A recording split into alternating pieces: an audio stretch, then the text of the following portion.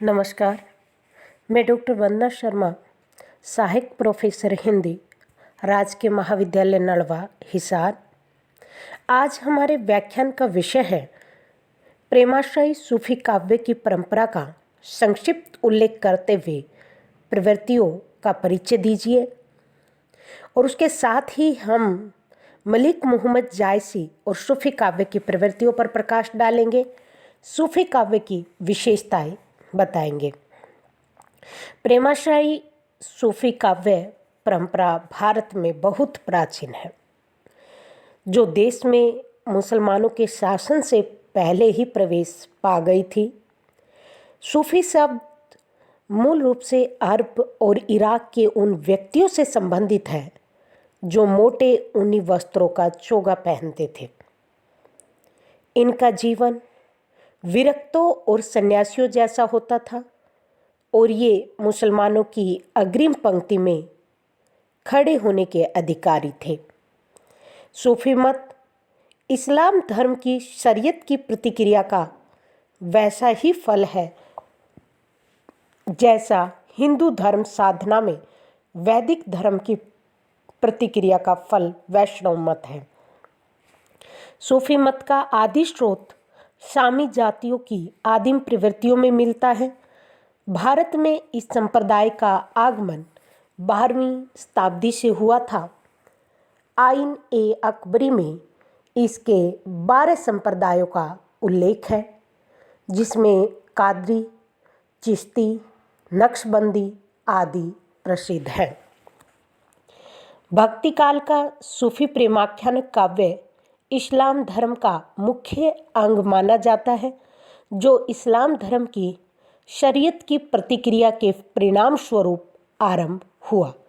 कुछ सूफियों ने अपने आप को इस्लाम धर्म से पृथक भी माना है, पर इन पर इस धर्म का न्यूनाधिक प्रभाव अवश्य है।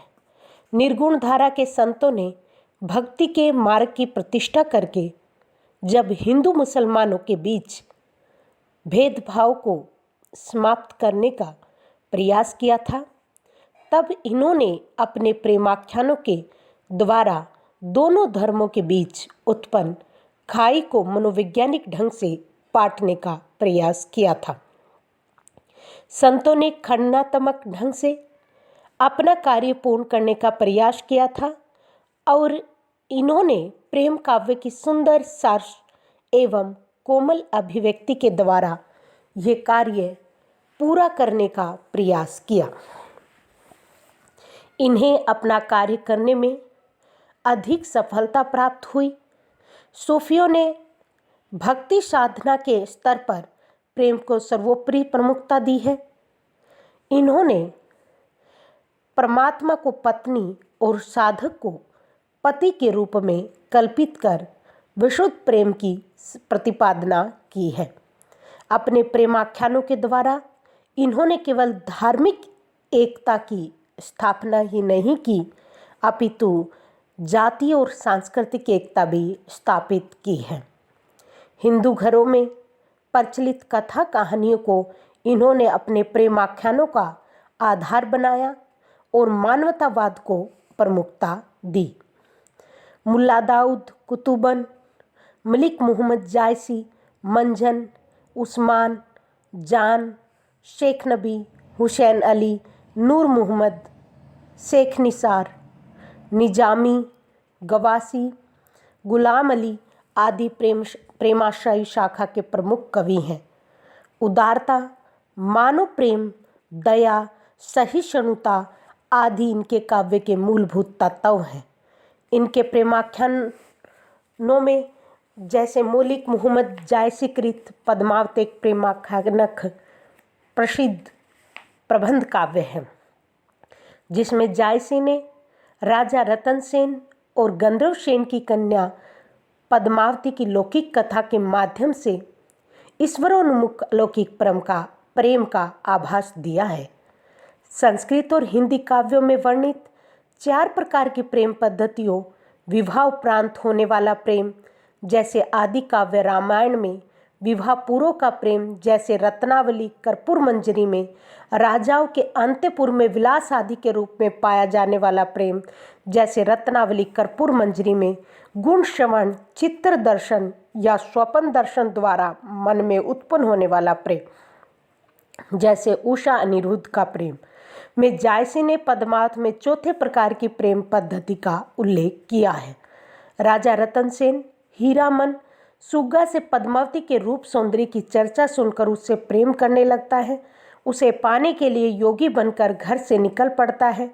पद्मावती भी रतन सेन के एकनिष्ठ प्रेम को सुनकर उसके वियोग में जलने लगती है।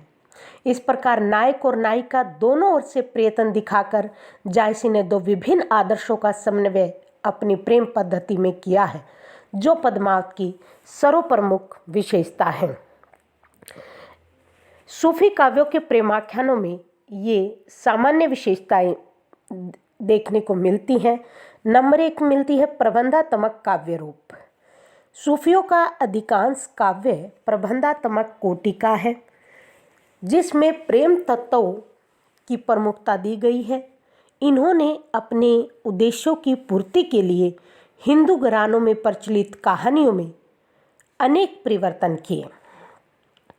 नए नए दृश्यों, पात्रों, प्रसंगों, घटनाओं और अंतर्कथाओं के द्वारा प्रेमी प्रेमिकाओं के पथ में अनेक बाधाएं एवं विघ्न उत्पन्न कर इन्होंने उनके प्रेम की दृढ़ता की बार बार परीक्षा लेने का उपकार किया है। लगभग सभी सूफी प्रेमाख्यानों की कथा वस्तु और वस्तु वर्णन एक सा ही है। तूफान, वन, बाग बगीचे, विषैले सांप, अजगर, हाथी, गरुड़, राक्षस, जादू टोना आदि एक सा होने के कारण पाठक के मन में उत्सुकता जागृत नहीं होती। नायक नायिका के सौंदर्य वर्णन भी रूढ़िगत है। एक से कथा कर्म और प्रसंगों के पश्चात नायक नायिका का मिलन तो अवश्य होता है, पर वह स्थायी रूप ग्रहण नहीं कर पाता। वे किसी न किसी तरह मर जाते हैं और कथा का अंत दुख में होता है। पद्मावत, मृगावती, इंद्रावती, हंस, जवाहर आदि सूफी प्रबंध काव्यों की काव्य परंपरा एक सी ही है। श्रृंगार रस की प्रधानता। सूफी प्रेमाख्यानों में प्रमुख रूप से श्रृंगार रस की प्रधानता है। श्रृंगार के संयोग और वियोग दोनों ही पक्षों का समान महत्व दिया गया है। नायक किसी माध्यम से नायिका की ओर आकृष्ट होता है और उसकी प्राप्ति के लिए अनेक कष्टों तथा विरह को सहन करता है। इन कवियों ने संयोग श्रृंगार में इतनी रुचि नहीं दिखाई जितनी वियोग श्रृंगार में दिखाई है। इनके श्रृंगार वर्णन पर भारतीय कामशास्त्र का प्रभाव है। श्रृंगार रस के अतिरिक्त इन्होंने वीर, करुण, शांत और विप्त रसों की योजना भी की है। भाव व्यंजना।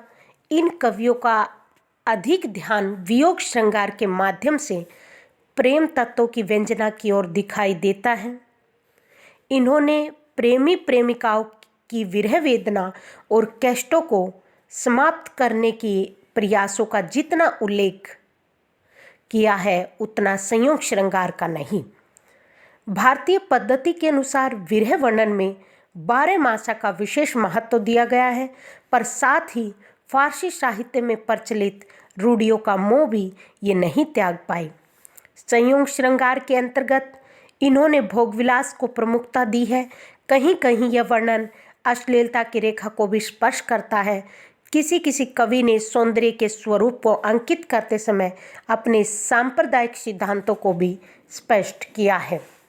जायसी ने 12 मासा के अंतर्गत साल के 12 महीनों में होने वाले प्राकृतिक व्यापारों का उल्लेख करते हुए विरहिणी की चिंताओं और मनोव्यथाओं के जो चित्र प्रस्तुत किए हैं वे अत्यंत मर्मस्पर्शी और स्वाभाविक तो हैं ही, साथ ही साथ हिंदी साहित्य की अमूल्य धरोहर हैं। यथा बरसई में ही चुहई नैनाहा छपर छपर होई रही बिनु नाहा, हिये हिंडोल अस डोलई मोरा विरह झुलाई देह जकजोरा, कार्तिक सरद चंद उजियारी जग शीतल हो विरही जारी। उसके बाद जो सूफी काव्य का लोक तत्व है वो भी बहुत ही सर्वश्रेष्ठ है। जैसे जायसीकृत पद्यावत सूफी प्रेमाख्यानक परंपरा का सर्वश्रेष्ठ एवं लोकप्रिय ग्रंथ है, जिसमें लोक पक्ष बड़ा ही पुष्ट है। लोक कल्याण के आग्रही जायसी ने पद्यावत में चित्तौड़ के राजा रतन सेन और सिंहलगढ़ की राजकुमारी पद्यावती की प्रेम कथा को पद्यावत का भावानुकूल विषय बनाया है। पद्मावत का पूर्वार्ध पूरी तरह कल्पित है एवं उत्तरार्ध अर्ध ऐतिहासिक है।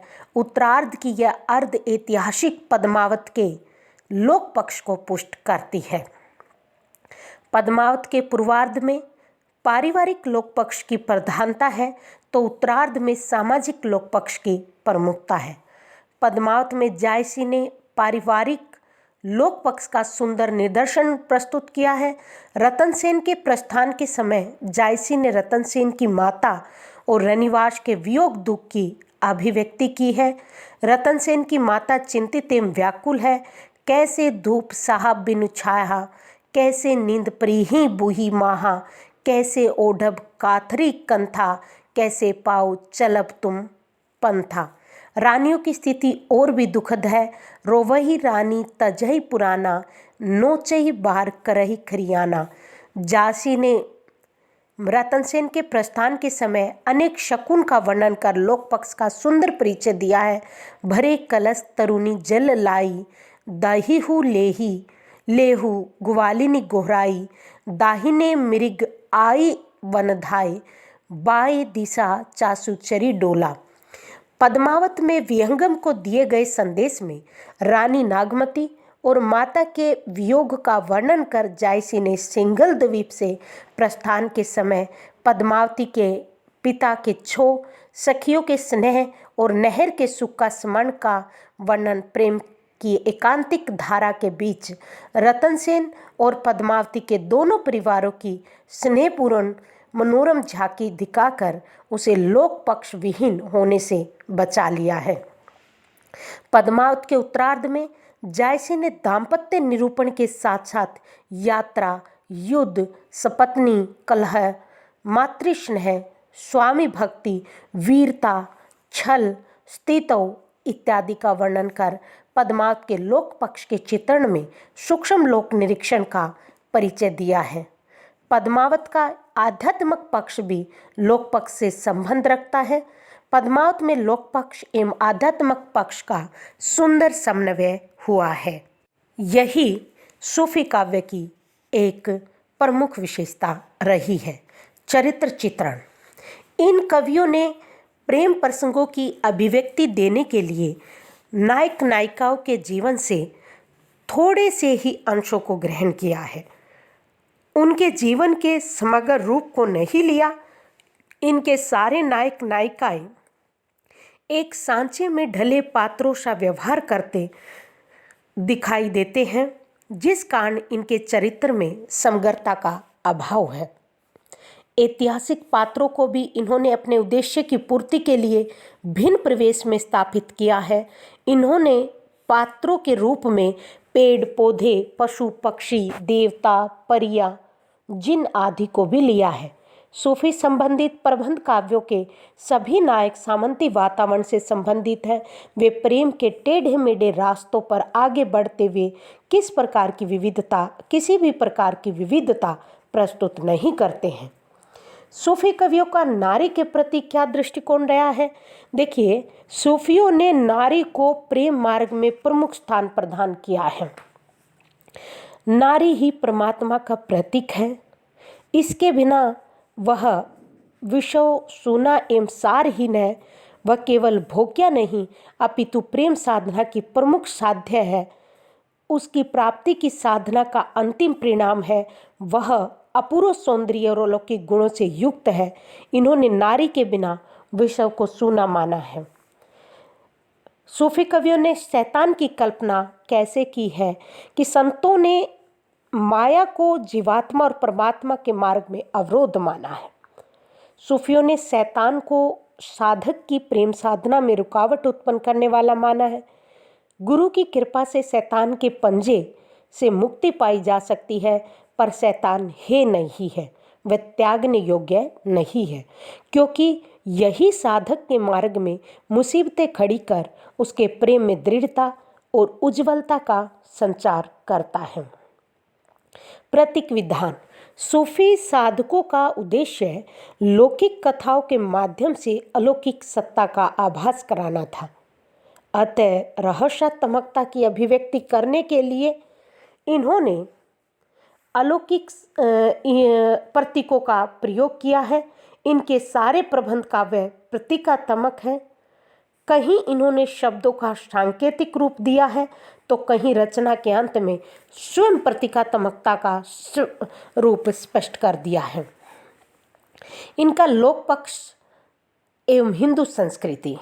सूफी साधकों का अधिकांश साहित्य हिंदू घरानों से प्रचलित कहानियों पर आधारित है। इनमें केवल वैयक्तिकता नहीं है बल्कि सामाजिकता भी है। समाज में प्रचलित अंधविश्वास, तीर्थ व्यवहार, व्रत उत्सव, जादू टोना, जंतर मंतर आदि को इन प्रबंध काव्यों में प्रमुख स्थान दिया है। सूफियों ने अपने प्रबंध काव्य में हिंदू आदर्शों की प्रतिष्ठा करते हुए हिंदू धर्म के सिद्धांतों, आचार विचार आदि का सुंदर समन्वय किया है। 6 ऋतुओं तथा 12 मासा का वर्णन इन्होंने भारतीय पद्धति पर किया है।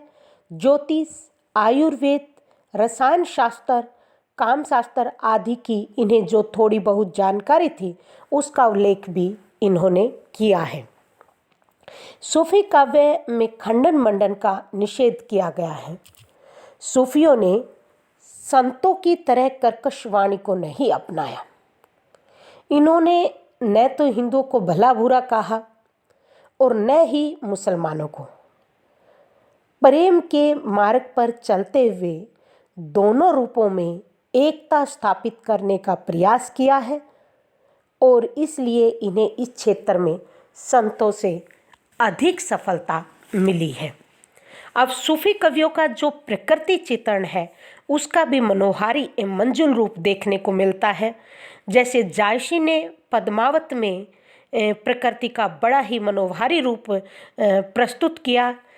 सूफियों ने प्रकृति को परमात्मा का प्रतिबिंब माना है, इसलिए उनके काव्य में प्रकृति चित्रण की प्रमुखता एवं बहुलता है। सूफियों की दृष्टि में प्रकृति प्रेम परमात्मा तक पहुँचने का साधन है। पद्मावत में प्रकृति का वर्णन विभिन्न रूपों में हुआ है। आलंबन के रूप में, उद्दीपन के रूप में, रहस्यात्मक रूप में, उपदेशक रूप में, प्रतीकात्मक रूप में, मानवीकरण के रूप में, वातावरण निर्माण के रूप में, संवेदनात्मक रूप में, संदेशवाहक दूत के रूप में एवं अलंकारिक रूप में। आलंबन रूप में जायसी ने मानसरोवर का भव्य एवं सुंदर चित्रण प्रस्तुत किया, जिसमें उसके निर्मल जल, सुंदर घाट, मनोरम सीढ़ियाँ, उसमें खिले हुए कमल दल इत्यादि का आकर्षक चित्र देखने को मिलता है। संयोगावस्था में प्रकृति का उद्दीपन रूप सुखद भाव के रूप में तो वियोगावस्था में प्रकृति का दुखद भाव के रूप में चित्रण हुआ है। जायसी ने रहस्यात्मक रूप में प्रकृति के दिव्य सौंदर्य, अनंत आलोक एवं सर्वव्यापकता का चित्रण किया है। पद्मावत में जायसी सुवाखंड में प्रकृति के उपदेशात्मक रूप की अपूर्व झांकी प्रस्तुत की है। जायसी के काव्य में प्रकृति का प्रतीकात्मक रूप देखने को मिलता है। इस दृष्टि से सिंहलगढ़ ब्रह्म का परमधाम या ब्रह्मलोक के प्रतीक के साथ साथ एक स्थान पर शरीर के प्रतीक रूप में भी चित्रित हुआ है। जायसी ने सरोवर को मानव की भांति चेष्टा करते हुए दिखाकर प्रकृति के मानवीकरण का सुंदर रूप प्रस्तुत किया है। एक विहंगम के माध्यम से जायसी ने प्रकृति का संवेदनात्मक चित्र परोसा है और साथ ही साथ विहंगम के माध्यम से नागमती का संदेश सिंहल द्वीप भेजे जाने का वर्णन के अंतर्गत जायसी के पद्यावत प्रकृति का मनोहारी वर्णन क्या खूब हुआ है। जमुना मांझ सुरस्ती कहकर जायसी ने पद्मावत की मांग का वर्णन किया है। शरद चंद माँ खंजन जोरी कहकर उसके मुख सौंदर्य एवं नेत्र सौंदर्य को प्रकट किया है। जायसी के प्रकृति वर्णन की सर्वप्रमुख विशेषता 12 मासा का वर्णन है, जिसमें नागमती के वियोग वर्णन की रागात्मिका वृत्ति, मार्मिकता, सरसता एवं प्रभावोत्पादकता का क्या कहना है। विरह की स्थिति में रानी नागमती अपने रानीपन को भूल जाती है। बंद नारी और कंद न कोई, बात न आऊ कहूँ का रोई। विरह की स्थिति में उधर मेह बरसता है, इधर नागमती के नैन बरसते हैं। बरसई मेह चुहई नैना हाँ, छपर छपर ही रही बिनु नाहा। उधर हिंडोला हिलता है, इधर हृदय डोल उठता है। हिये हिंडोल अस डोलई मोरा, विरह जुलाई दे झकझोरा। जाड़े का शीत तो कष्ट देता ही है, कार्तिक की उजियारी भी दाहक बन जाती है। वर्ष भर में न जाने कितने दृश्य एवं अवसर आते हैं कि नागमती के दुख का कारण बन जाते हैं। उसका दुख अनेक रूप एवं अकथनीय हो जाता है। 12 मासा के अंतर्गत अवध जनपद की संस्कृति साकार हो उठी है। प्रकृति के विभिन्न रूपों के वर्णन, षट ऋतु वर्णन एवं 12 मासा वर्णन की दृष्टि से सूफी कवियों का जो रचनाएं हैं वो हिंदी साहित्य की एक अनुपम निधि बन गई हैं। सूफी कवियों का जो काव्य रूप है वो उनकी अधिकांश रचनाएं प्रबंध कोटि में आती हैं। इनका स्वरूप भारतीय महाकाव्यों से थोड़ा भिन्न है। इनकी रचना का उद्देश्य प्रेम तत्वों की प्रतिपादना करना है। ये मसनवी पद्धति में लिखे गए हैं। प्रबंध काव्य के अतिरिक्त इन्होंने मुक्तक शैली का भी प्रयोग किया है। इनकी भाषा जो है प्रेमाख्यानक प्राय क्षेत्रीय लोक भाषाओं में लिखे गए हैं, परंतु मुख्य प्रेम काव्य अवधी भाषा में उपलब्ध होते हैं। ब्रज, भोजपुरी आदि भाषाओं का सुंदर प्रयोग भी किया गया है। अवधी के तद्भव शब्दों तथा मुहावरे, लोकोक्तियों का प्रयोग करने में अति निपुण थे। इनकी कुछ रचनाएं दक्षिणी हिंदी में भी प्राप्त होती हैं। भाषा की दृष्टि से ये काव्य अत्यंत सरल, स्वाभाविक एवं प्रभावपूर्ण है। छंद और अलंकार सूफियों ने मुख्य रूप से दोहा चौपाई छंदों को अपनाया है। कहीं कहीं दोहे से भी छोटे छंद अरिल का प्रयोग दिखाई देता है। फारसी की बहारों का प्रयोग भी सुंदर ढंग से किया गया है। अलंकार विधान के अंतर्गत इन्होंने भारतीय उपमानों का प्रयोग किया है। उपमा, रूपक, उत्प्रेक्षा आदि अलंकारों के सुंदर प्रयोग के साथ साथ समासोक्ति एवं अन्योक्ति का निर्वाह बहुत ही स्पष्टता से किया गया है। सूफी काव्य की प्रवृत्तियों का अध्ययन करने के बाद आपको अभ्यास के प्रश्न दिए जा रहे हैं, जिनमें आपने इनका अभ्यास करना है। निर्गुण प्रेमाश्रयी काव्यधारा का आशय स्पष्ट करते हुए प्रमुख कवियों के नाम लिखिए। सूफी काव्य की प्रमुख प्रवृत्ति को स्पष्ट करें। सूफी काव्य के भक्ति सिद्धांत को स्पष्ट करें। सूफी कवियों के काव्य का रूप कैसा रहा है। सूफी काव्य में किस रस की प्रधानता है। सूफी कवियों ने अपने काव्य में भाव की व्यंजना कैसे की है। सूफी काव्यों में चित्रित पात्रों का वर्णन कीजिए। सूफी कवियों का नारी के प्रति क्या दृष्टिकोण रहा है। सूफी काव्य में शैतान क्या है। धन्यवाद।